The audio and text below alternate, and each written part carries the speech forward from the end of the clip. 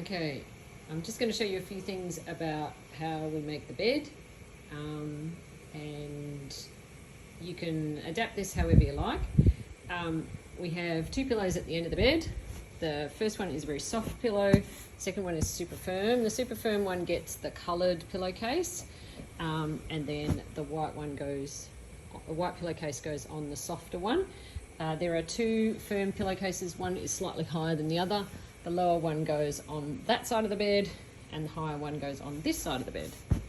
Inside the bed there is a fitted sheet and a folded sheet. The fitted sheet needs to be super tight such that the creases are off the edge, and the fitted sheet, I like to take it all the way up to the end and then just fold it back. So the length of the fold on the flat sheet is based on the length of the bed. I like hospital corners at the bottom, and then you can tuck in the sheet halfway up the bed.